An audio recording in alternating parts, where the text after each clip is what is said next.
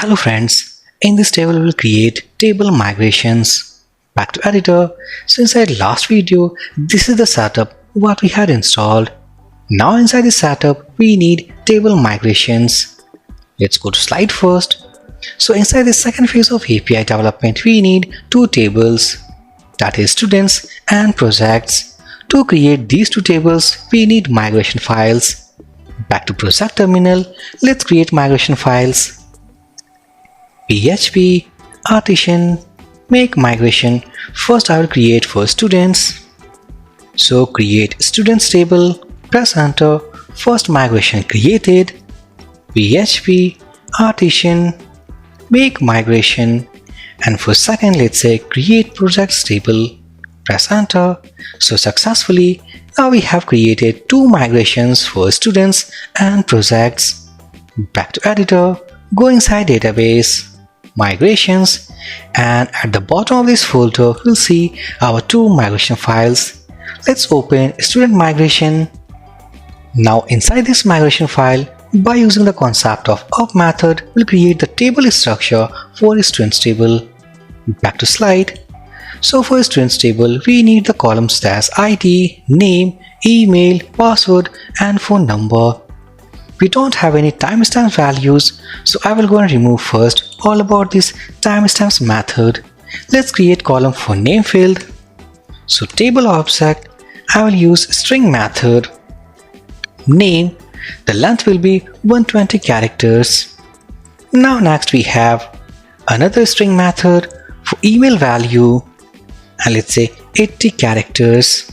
Next we have password field. So table object, again I will call string method, password, and let's say 180 characters. In this field we don't need to save plain text value, the password will be saved into hashed format.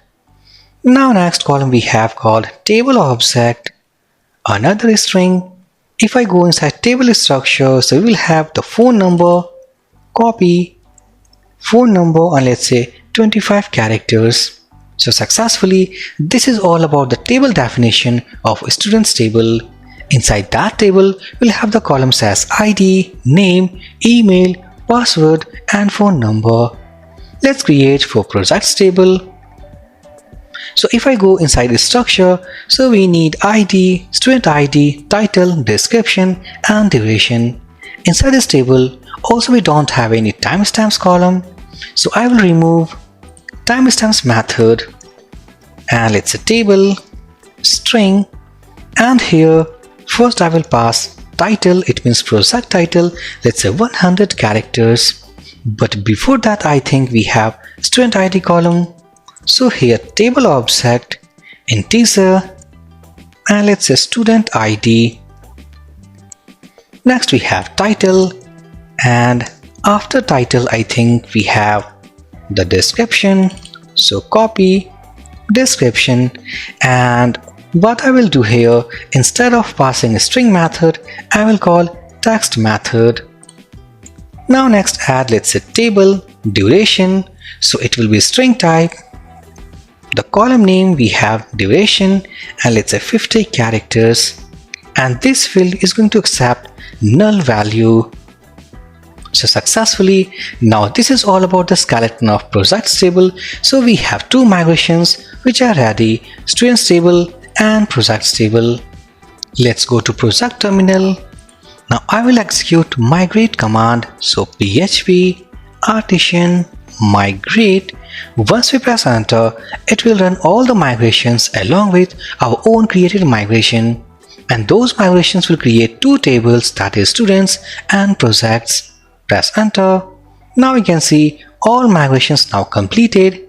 Back to database, click on structure. Now as we can see that along with the default tables, here we have our own tables, that is projects and students. Let's open first all about projects. Go to structure. So here we have the columns as ID, student ID, title, description and duration. This column is going to accept null value. Let's open a students table, go to structure. So here we have ID, name, email, password and phone number. So successfully, now we have created two tables called students and projects according to the need of second phase of API development. In the next video, we'll see some more development concept. So for this video session guys, thank you for watching and have a great day.